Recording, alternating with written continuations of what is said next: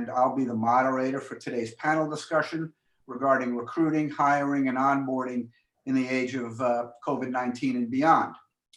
Please note that we'll be recording this session, and a link to the recording will be distributed at a later date. So you can listen to this again, or you can pass it on to, pass the webinar recording on to colleagues. We will take questions and hopefully provide some answers to those questions. If you have a question, please enter the question in the Q&A feature of Zoom, which you'll find on the bottom of your screen. If you move your cursor, you'll see that pop. So the Q&A portion of Zoom. Before we begin, I would like to provide a little bit of background on SAMS, our organization, which was established in 2012 as a not-for-profit organization focused on enhancing the skill sets of commercial professionals in the life science industry.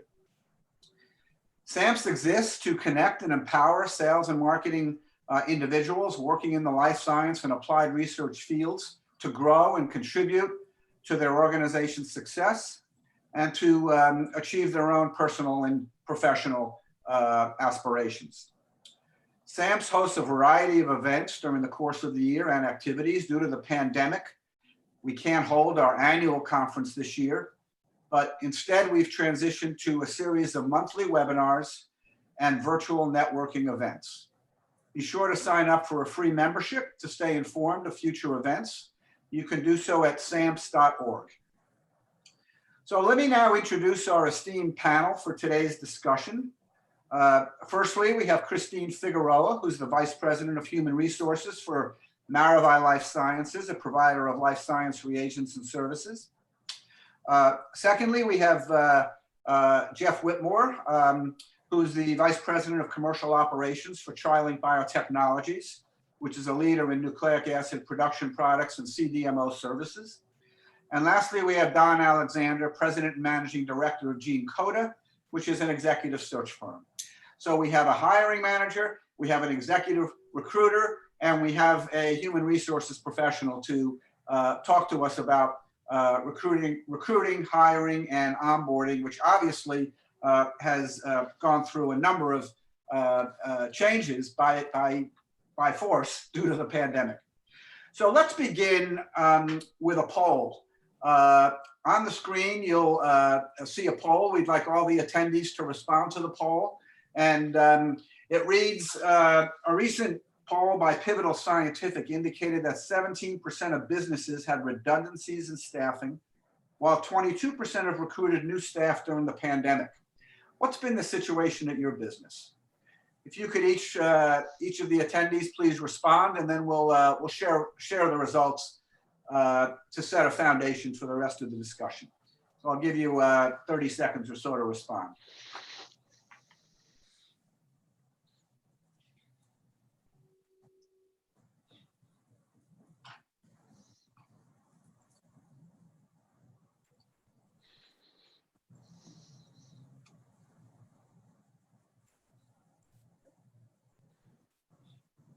Okay, Joanne, can we see the results, please?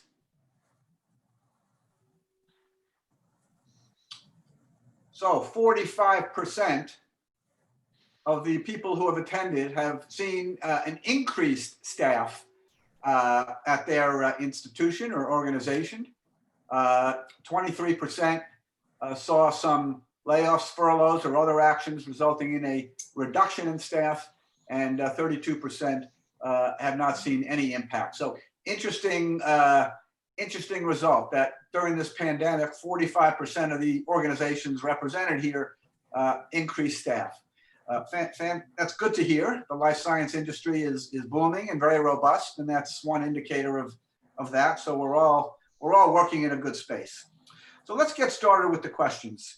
The first question, I'm going to start with Christine Figueroa on this. And the first question is, what has been the single biggest impact on your business relative to recruitment and hiring due to the pandemic? And how have you transformed your business to deal with this new reality? Christine. So I think the biggest transformation has been not having live interviews. Has been challenging, but we have great technology to be able to take care of that. Zoom and other, we use Zoom. Internally, we use Teams, but technology has really stepped up and changed over the last 5-6 months to really help facilitate that. And as well as how we've had to onboard individuals. That's been a challenging. I know that's a question we'll talk about later. But for the interviewing, we've also put in virtual job fairs, which we've never done in the past, which really condenses the process. We have focused managers for the day and are able to have people sign up at their leisure. And it's been a real success for Maravai in general. The other thing that has really transformed is COVID, obviously, our topic of the day. We're having to do a lot of COVID testing for folks that are coming in. And so they do have to know that as part of the recruitment process, or as they become onboarded, they know that they're going to have to go through a COVID test before they can come into the facility here in San Diego. Christine, you mentioned that you use Teams internally and Zoom externally. And one of the members of the audience posed a question. Do you do that because that is the best use of these platforms? Why do you choose one over the other? Is there a particular reason for that? Yeah, I think at the beginning we were using Teams for everything. And we found that Teams really works better for internal use versus external. We can use it externally, but our IT department prefers that we use Teams. It's something that we can use as a platform to communicate with each other easily. Where Zoom's a little different and it's well used for using for outside training and obviously interviewing. You mentioned the importance of technology, as does that question. Can you imagine if we had this pandemic 10 years ago? No, we wouldn't be prepared. We wouldn't be prepared. How about you, Don? What are your thoughts on this particular question about the biggest impact on your business relative to recruiting and hiring? Yeah, and I think it's a great question, David. And I agree with Christine. You know, just to start off, kick things off, that with few to no in-person meetings, the most prominent change has really been the use of the different technologies, Teams, Zoom, et cetera, for both client and candidate interaction. So we deal on both of those fronts. So in the second quarter, we experienced as a firm a bit of a downturn in Q2, and really the medical device industry. The poll kind of surprised me, to be honest with you, because 45% of the group said they were increasing staff, and that was a little bit contrary to what the actual posted advertisements were in the industry, which is a figure that we actually track. So the life science industry overall was down about 12% on a year-over-year basis in the second quarter of this year. Still, that's pretty modest when you compare it to something like the healthcare sector, which was down about 34% on a year-over-year basis. But we just find that many of the companies basically deferred hiring, or several of them kind of went through a period that I call shock and awe. The beginning of the coronavirus epidemic, back around the March, say, timeframe. And, you know, they kind of stabilized their businesses, made sure that their employees were safe, put hiring to a degree on hold, what we found. But it wasn't a cancellation necessarily of the hiring, more so it was a delay is what we found in most cases. So they kind of matriculated through that period of time. And what we've already seen in the third quarter of this year on the preliminary numbers that we've looked at is that the sector is indeed, following suit and kind of coming back. Good. I can say for Maravai, between March and September, we have grown 21%. So hiring definitely is first and foremost on our plate of things to do, and continues to be very prominent as far as one of our priorities. Well, if you look at revenues in the life science industry, they've been strong. Thermo Fisher, one of the largest companies in the space, reported a 36% rise in revenues this morning. So it's been a pretty still is a pretty robust place to be. How about you, Jeff? What are your thoughts in relation to this question? Yeah, thanks, David. So I don't know if these are novel techniques, but I think referrals and leveraging the LinkedIn network, looking for referrals has been important for recruitment. I think a number of people are potentially less likely to be out probing the marketplace, looking for new job opportunities. If you're looking for high performers, they may just be settled into their current role, and so yeah, referrals have been an advantage. And then, by utilizing the Zoom meetings, the other thing I think we've changed is we have more touch points because, frankly, it's more convenient for everybody, ourselves and the candidate. And so we're trying to have more touch points with Zoom to potentially bridge some of the gaps that are created by not having that face-to-face in-person meeting. Thanks, Jeff. I want to go to Don for a moment because a question came in that I think would be appropriate for you, Don. And we were going to touch on this subject a little bit later anyway. So the question that came in is, can you comment on proper, let's start with you, Don, proper digital interviewing or virtual interviewing techniques? And let's broaden that a little bit for some of you. And what advice do you have for candidates actively seeking employment during these times as it relates to interviewing? And do you coach them through virtual interviews, Don, as you being an executive recruiter? And what tips do you have for candidates these days? Because it is a different world.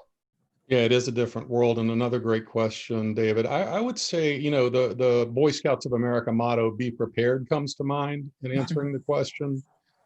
So we basically suggest practice and rehearsal of both video interviews and presentations, which are sometimes also required by some clients in particular interviewing for things like sales positions. So, what you might do is ask a friend to set up a mock interview and give you feedback, for example.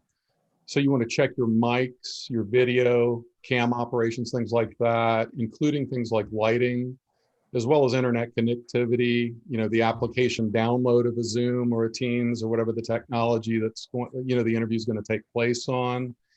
And really what we try to do is also think about things like turning off your mobile phone or other computer noises, so what you want to do in essence is try to minimize disruptions. I believe. So, try to get away from the dogs that are barking and things of that nature, if at all possible. Now, I've said that, and I think companies are very forgiving in terms of the interview environment that we find ourselves in today. But if you think that there could be a disruption or there's a planned disruption during the interview process, I think it's probably best to go ahead and state that, I'm expecting something to happen, perhaps during this process, David, and I just wanted to put that out there before we got started, so you wouldn't necessarily be surprised, to hear about it, and then maybe even dovetail on that thought process and explain how you've been able to make the shift to working from home in spite of various distractions that can happen as we try to manage the work-life balance piece of working from home quite a bit. So, and in terms of an interview coaching, I mean, we have a basic guide that we share with candidates that includes, much of what we've talked about here today. So that's kind of that's kind of my thoughts on it. Yeah, thanks. Christine and Jeff, have you seen any candidates do anything really unique during a virtual interview, or have you seen any candidates sort of do the opposite and do something absolutely horrific that you would advise the audience never to go near? Any thoughts on that from either of you two? David, I think that it's somewhat important to think about what you're presenting, your background and your position. As much as I want to get to know somebody, maybe in that first conversation, to be invited into their bedroom is a little too personal. For example, I go with stark white behind me. You've got the Golden Gate Bridge, but just try to again think about that. And we're looking for clues about people and individuals. I think dress matters still, even though you're virtual. Put in that extra effort to dress a little bit, and again, just really understand like what you have behind you, and what you're showing, to the interviewer in that background shot. Good point. Anything to add, Christine? No, I was going to say the exact same thing. I think the dress is really important, and it's interesting. People have kind of casualed, gone down a little bit. And when people actually show up on Zoom with a tie and a coat, it's pretty impressive during these times. So yes. Okay, so we should do our hair, take a shave. Act like you're live. Act like you're live. Okay, good. A question came in relative to the labor market that's germane here. I might as well interject it at this point. And the question from a member of the audience is, have you seen a drop in average salaries since there's more unemployment? Companies may be able to find, quote, cheaper labor. What are you seeing from the labor market? And my experience relative to that question over the last 2 months has actually been quite the opposite. But I'm curious what all of you see. Let me turn to a human resources professional. Christine, give us a broad stroke answer to that. Yeah, I agree, David. I think people are being very savvy with their moves, and they're doing background on salary, benefits, the whole bit. So even though we're not hiring a lot of people that are unemployed, interesting enough, because our industries, it didn't get hit as hard, or at least the jobs that we're working with. So we're having to grab people from other companies. And so some of those salaries are going up to help bring them over to, at least for San Diego. Don, you obviously see a broad swath of candidates and employers as well. What are you seeing in terms of the labor market and compensation?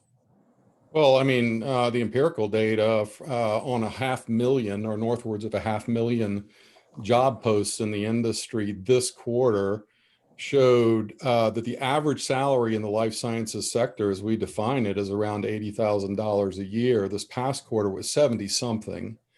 I don't recall the exact figure. I want to say high 70s, David. But the point is, in Q2 of this year, it was in the 70s, and in Q3, it's in the 80s. So to me, across a very large data set, that kind of, answers that question. Yeah. Okay. That's great. Jeff, anything to add, or should we move on? I think we can move on. I guess one thing too, work life, I think is important too to consider as you're interviewing now. There may be people that have, through their current company, kind of established a rhythm that works for them and their family. And understanding how that works for these people is probably immensely important as they think about making a change and disrupting that again. Yeah, thanks. Okay, let's go on to another question. Some of you have touched on this already, but I think we should reinforce it a little bit. What creative or unique hiring initiatives did your company undertake to adapt to COVID-19? For example, one of you mentioned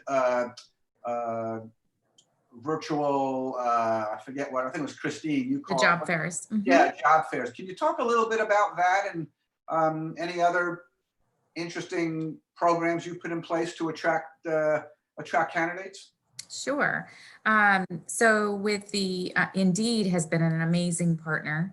I give them a little prompt there. Okay. But obviously they're an amazing search engine anyways, where most people are going to look for a job. And they've really stepped up with these virtual job fairs, and they run them from 7 a.m. to 7 at night.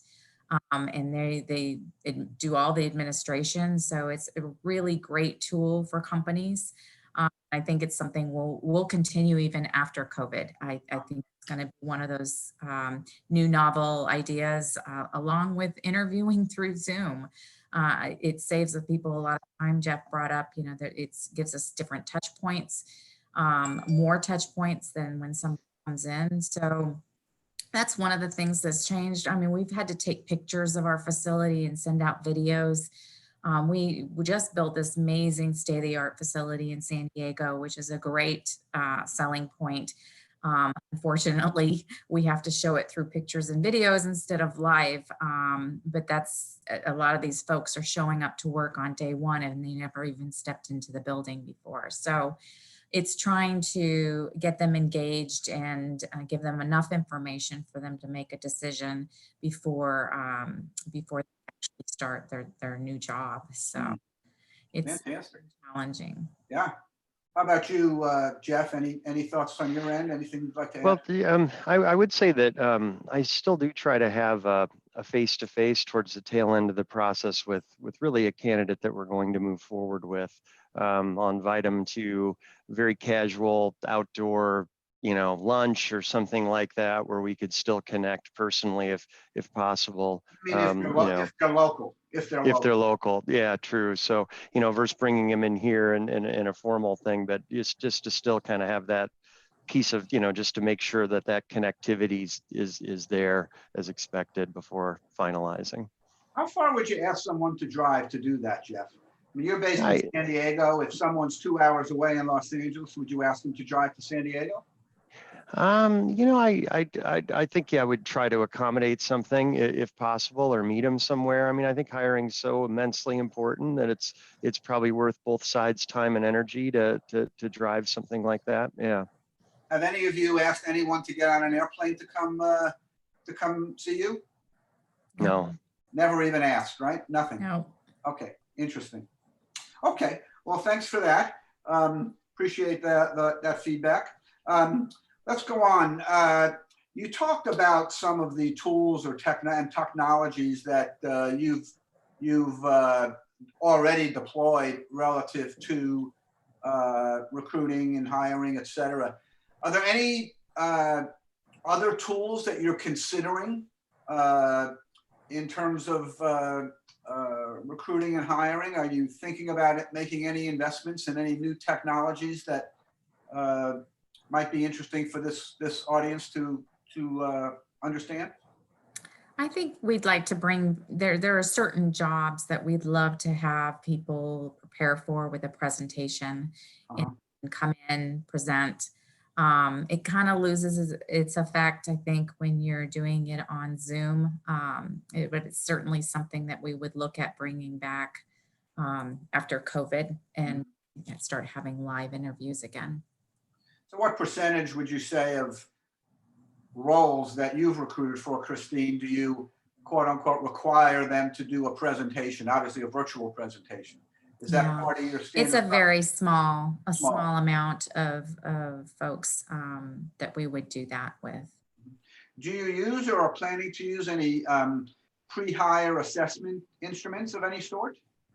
No, we're not planning at this time. We have a pretty robust applicant tracking system that we're able to put in certain criteria that are kind of knockout questions that allows us to be able to help control some of the candidate or the applications that come through that really are not fit for that particular role that they're applying for. So that's pretty helpful during the process of screening. Don, what about you? What are you seeing amongst your your clients, not your candidates, but your clients who are interviewing and looking to hire candidates? Are they deploying or thinking of deploying any new tools or technologies that you can share with this group? Well, I think we've touched on already the nature of the video technology that's out there with Zoom and Teams and what have you. So, different ones are using different tool suites, if you will. Some clients still leverage various types of pre-hire assessments, like say the DISC profiles. As a company, we're fortunate to have I think like Christine kind of mentioned, a solid technology backbone heading into this. So we have both, kind of an online form and an initial kind of pre-screening methodology that we follow before we present information to a client. So for us and for the clients that we see, I haven't seen like what I would call a major shift given COVID. So they're using, Teams or Zoom or GoToMeeting or whatever. What about requiring presentations? Do a number of your clients require the candidate? obviously at a certain level and above, perhaps to do a virtual presentation about some topic of mutual interest? Absolutely. Depending on the nature of the organization, you almost always see that in the C-suite. Yeah. I would also say that with respect to sales professionals, that you're going to see that quite frequently. Also, those are the two areas where I've seen I guess the highest incidence of it.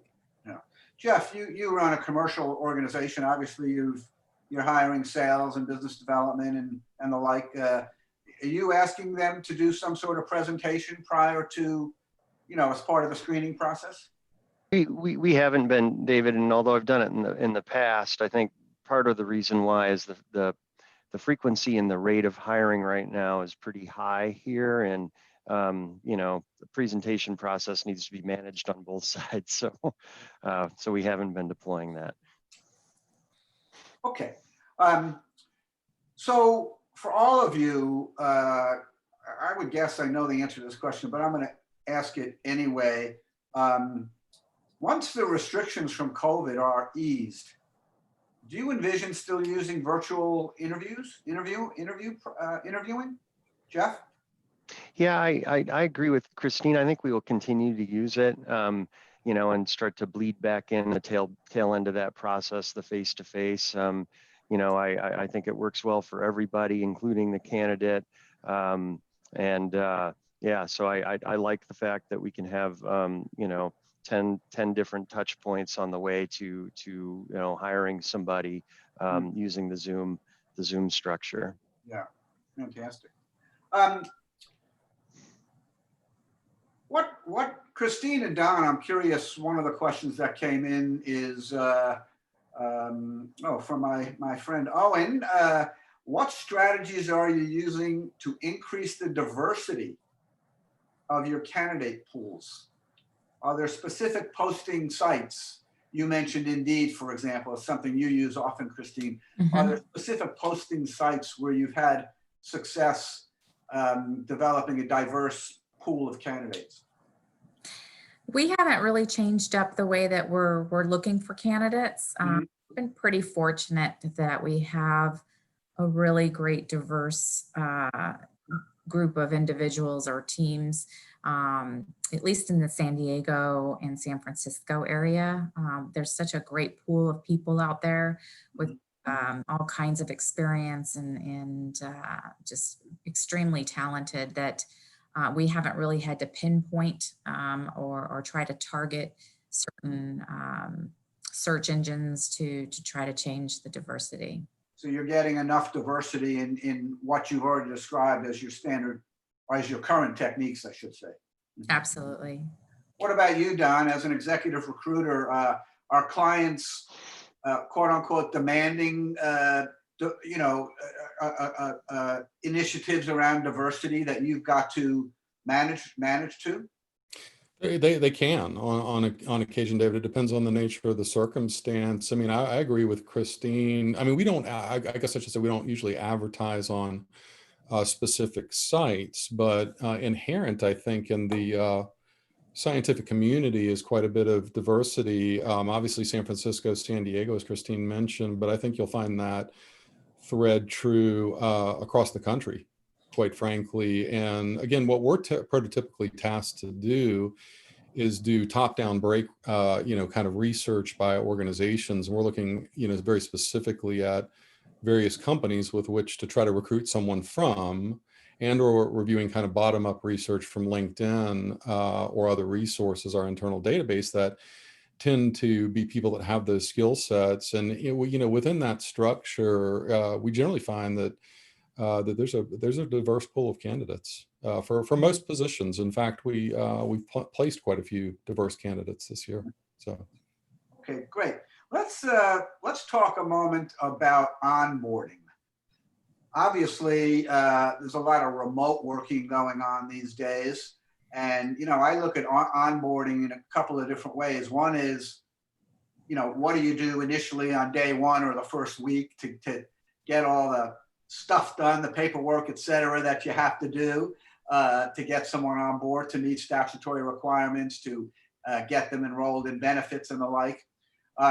Then, piece two is how do you get them embedded in, assuming they're remote, how do you get them embedded in the particular organization or department that they're going to be working in day to day?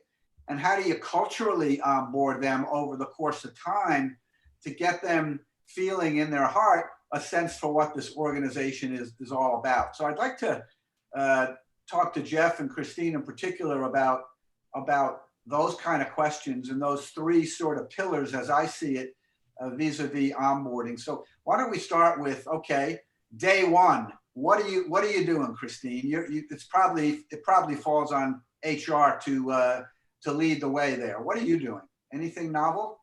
Well, I've been growing my HR team because of the growth we've had in the company, and with that, I've been able to get some really great new skills on the team, and we've had to revamp some of the ways that we've been shuffling paperwork, and now are using DocuSign to really streamline that process, which is it's a game changer on how we're able to collect information from folks that may not even come into the facility.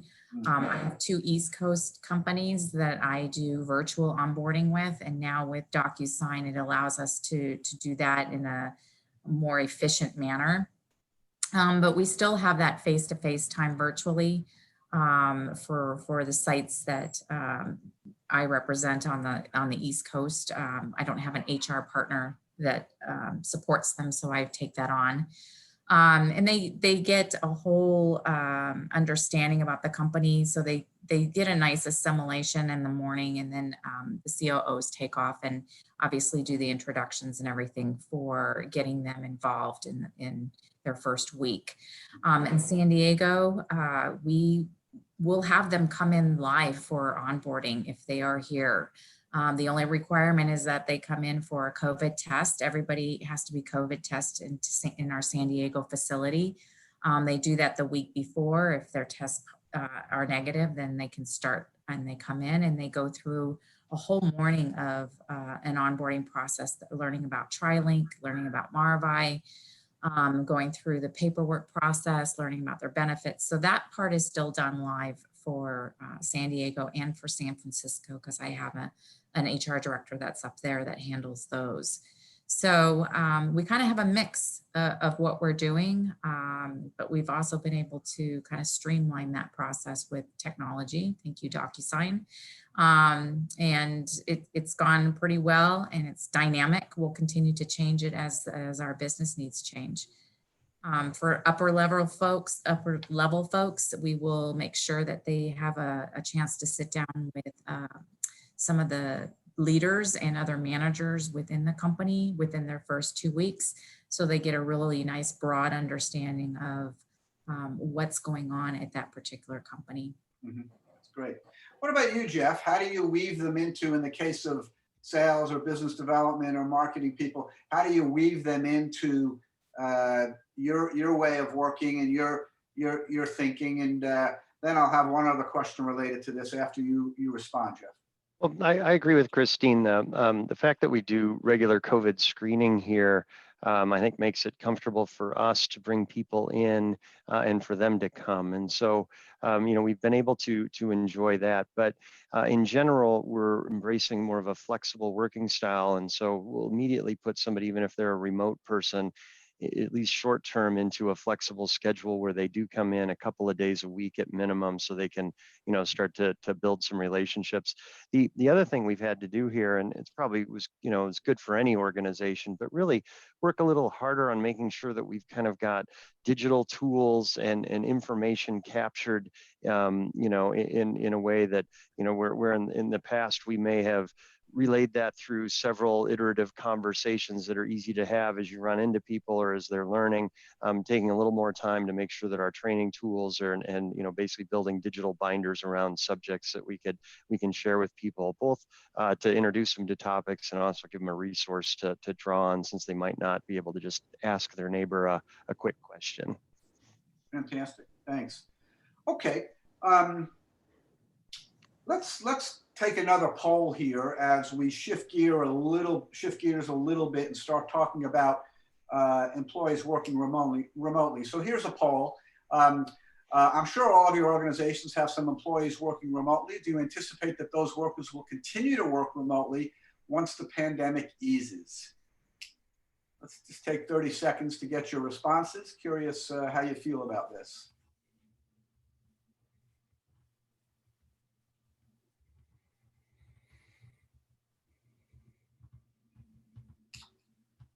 Okay, Joanne, can you share the results?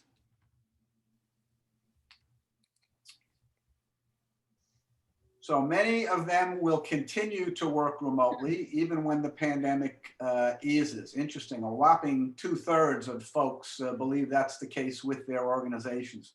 We've seen this in many big name companies, you know, Google, Facebook, others that I'm sure you all hear about. You know, they're saying at least through 2021, these employees will continue working remotely. And of course, they leave their options open beyond that. But that's interesting result. Okay, let's talk a little bit about remote working. But before we get to that, I'm curious, since we're not often able to meet a candidate in person, what strategies have you used to assess if that candidate is a good cultural fit? How do you think about that, Jeff? Any thoughts around that?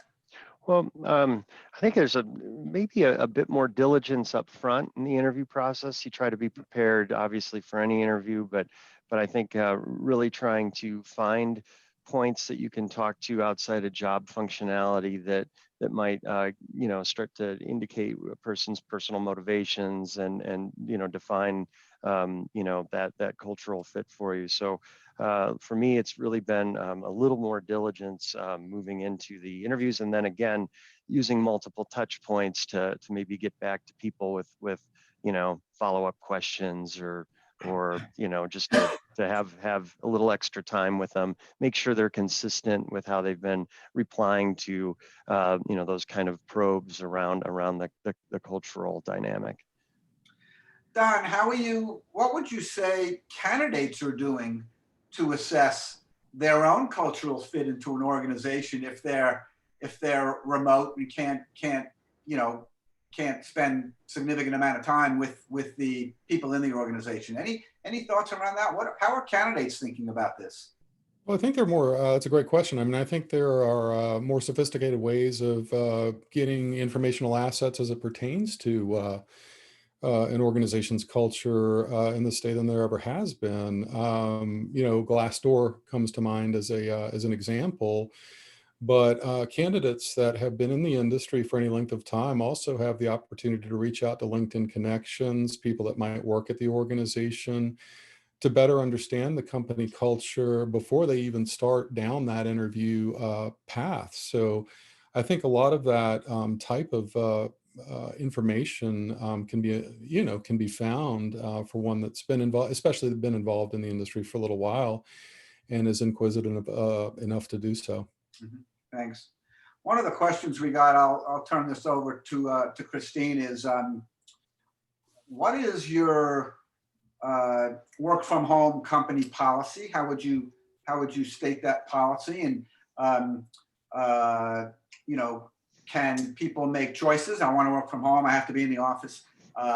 There's a blend, et cetera. And what if an employee, this comes from the audience, what if an employee needs to work from home because their kids are home and the kids are doing online schooling, for example? How do you, as an HR leader, how do you think about that, Christine? Well, there's a couple different buckets in answers to that question. So the first one is when the pandemic first hit, we really kind of went through this whole checklist process of who's essential and who's not essential. Majority of our company is essential. You can't do your job without being here. So there were a couple departments that we were able to say, you know, you can work from home, and they will continue to work from home until what has happened with us in San Diego is we've outgrown our space. So even if those people could come back, they don't have anymore. And we're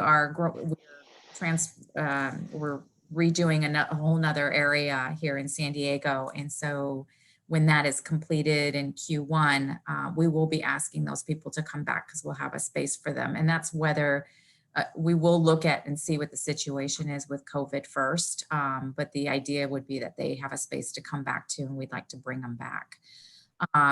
As far as a policy, there really wasn't a policy put in place. It was really going through each manager and saying, you know, can this person do their job from home, or do they need to be here? And we've brought back a couple areas that we had originally had stay home, and it didn't work. They're more effective being around their team members, and we really needed their support here in the office, and that was a struggle. Jeff and I actually ended up doing that together, and it was very difficult for people to it was fear of the unknown, and within 2 weeks they were back in the seat and everything was fine. But it's challenge coming back into the office during this pandemic. What if people have special situations, such as kids at home, you know, going Right. to online schooling? How does your company think about that? So we were real flexible at the beginning on this. Obviously, nobody knew what was going on, and we wanted people to be able to take care of their families. For those that needed to come back, that could not work from home, we worked with them and gave them a time frame on when we needed them back. They had to figure out how to make that work, and they did. Have anybody at this point that is work from home permanently. Now, there are cases where people call in and say, listen, I have this situation. I need to stay home or whatever's needed. And of course we work around that and do what we can. Thanks. Jeff, in a commercial organization, obviously it's often easy to work from home. Salespeople, for example, routinely work from home if they're not proximal to headquarters of some sort. How do you think about sort of a work from home, quote, policy in quotation marks, not a formal policy, but how do you think about that from a commercial standpoint?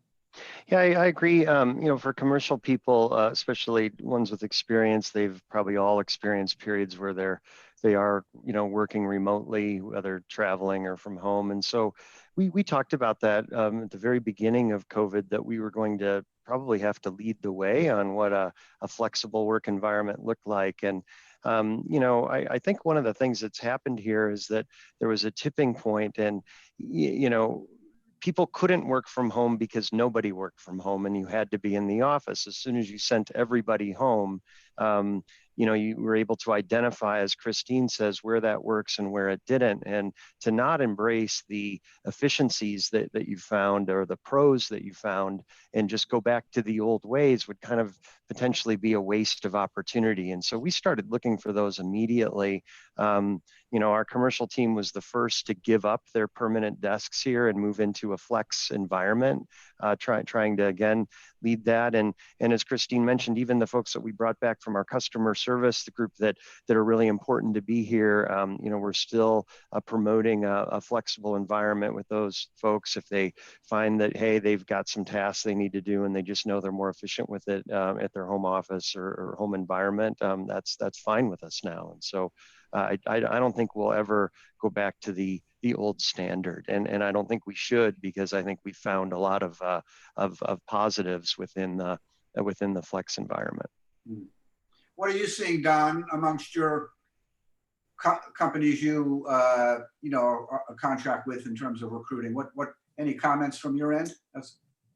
I think a lot of really good points have been touched on already. I mean, one of the pieces I noted recently was around Microsoft allowing the great majority, if not all, if I recall, of their workforce to work from home on a permanent basis. And my sense is kind of what Jeff said and Christine said as well, is you're going to take the good components of what we've learned from, kind of from this scenario and take those good pieces and kind of continue them. and figure out methods to be very flexible and work and with the workforce going forward.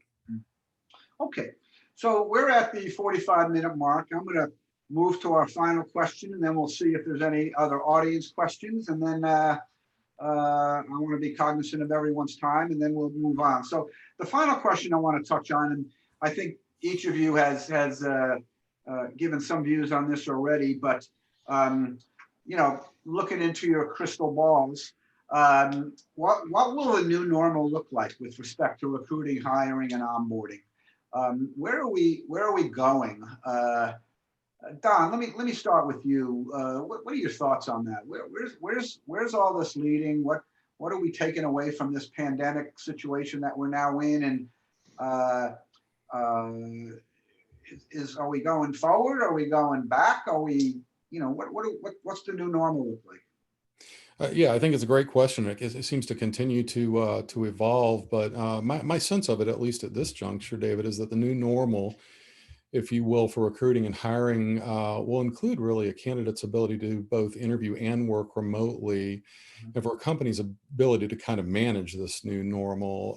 What I see occurring, or starting to occur anyway, and really, in my mind, what's a real sea change in the work environment is that many companies will accelerate their ability to hire candidates no matter where they're located.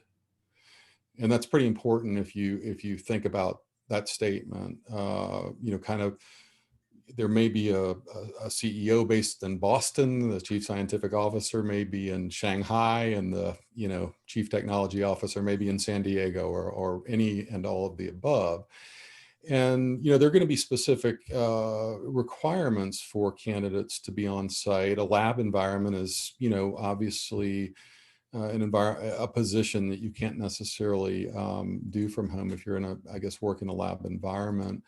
And there may be preferences, in commercial positions. Jeff may have someone covering the San Diego area, so there's going to be a strong preference, obviously, to be in that area. But that said, I think that really what this does is opens the possibilities up for candidates with more roles being advertised that say, remote work is acceptable. And I think we've used the Microsoft example, Google and maybe other companies on the tech side to kind of make our point on that. But then, how does that translate into the life sciences sector?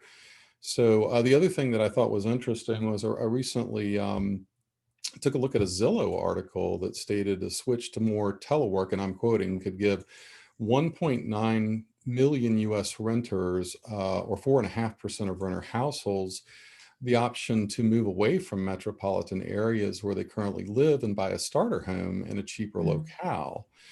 And that close to half of US workers are in occupations in which teleworking is at least theoretically feasible, though less than a quarter of those workers actually telework.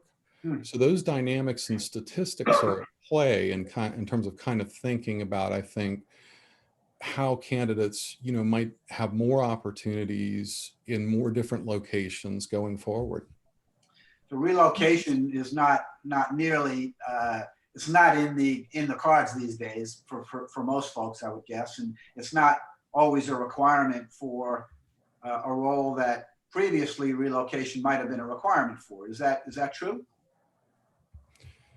That's true. I mean, that's what we've seen so far. Relocations really haven't, we haven't really, I was trying to think, worked on one since March, although there were some that were postponed as kind of a result of COVID, to be fair, but I agree with that.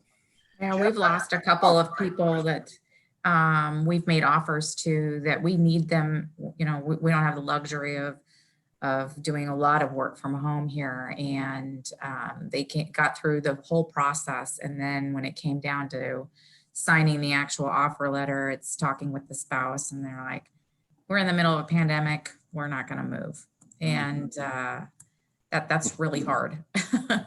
So how have you dealt with them, Christine? Have you said, okay, we still want you, or have you passed on them? Or we've had to pass on them because we've needed to bring people in. So it's unfortunate that they've gone through that far along in the process and not had a conversation with family. we kind of scratch our heads a little bit that they've gone through so many interviews and realize that no, they don't want to relocate when they knew it was a relocation at the beginning. So it helps to talk to your partner or it spouse about does. that early on. Doesn't it? Yeah. How about you, Jeff? Any thoughts on what the new normal might look like? Yeah, I think for a company like ours that's going through this just immensely dynamic growth phase, to Christine's point, there's a number of roles that we're just not operationally excellent enough to assign those as remote. I think we can continue to work in that direction because, yeah, I think not just us, I think many people are going to find the positives in the new, more flexible environment. I think that, we were headed there as a society anyway, and this has just accelerated that for us.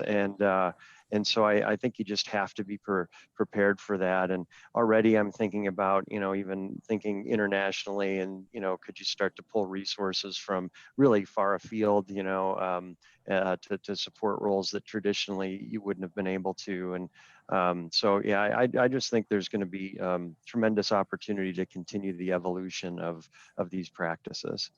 I've read a lot about the fact that the pandemic has accelerated things like teleworking or telemedicine and things like that. And that's a lot of economists think that's a significant impact from this pandemic that we're not going to go backwards to. So we're going to continue moving forward in that direction. Okay. Fine. So we have one final question from the audience that I think is very germane to you, Christine, and then we're going to close this out. And that question is, how has your firm had positive COVID cases in your workforce? How have you dealt with that? I know the answer to the question, that you have, so you're perfect to answer the question. And then another perfect question for you is, what kind of testing do you do, if any? So yes, of course we have. You can't get away from what people are doing over the weekends and traveling and doing all that stuff that we don't have control over. I think the really good news is we put in PPE very early on. We do temp checking, masks, obviously the usual hand sanitizer. And we did start COVID testing. So we test everybody in San Diego. It's our largest group. So it's probably our most at risk. So every week we split up the company because we have a little over 200 employees here. We split them up into 2 different groups and they test every other week on opposite weeks. So we have a mobile clinic that comes in and sets up every Monday and does the testing. They're in and out within 2 hours. So it's been it's a production for sure. It's one that we think is really important. And as I mentioned earlier, we make sure that everybody, even our new hires, have to go through that. And it's a contingency of their employment that they go through that process. Yeah. And just to add to that, I think that actually has been a positive for us too. Here, we've had some people test positive. Our countermeasures were in place; they worked.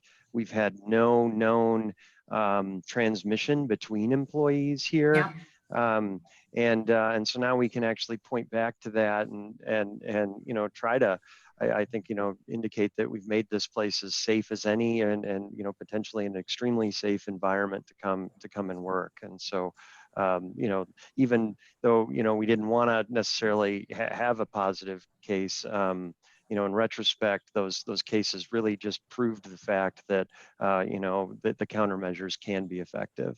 Yeah, wearing the masks are definitely the #1 reason why it hasn't spread.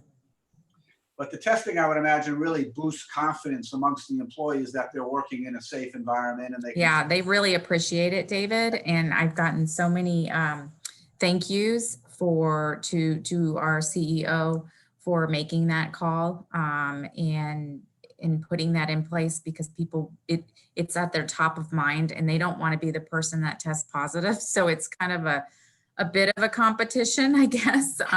Clearly that's a pretty to make sure that it's not them. So it's well received. Clearly that's a pretty big investment on the part of the company to test. Absolutely. Test 100 people a week. But obviously smaller firms might not be able to afford that. Right. So what advice might you have for those smaller firms where they can't, or they won't, or they just don't test all employees routinely? I would just say keep up with the PPE, make sure you're following the CDC guidelines.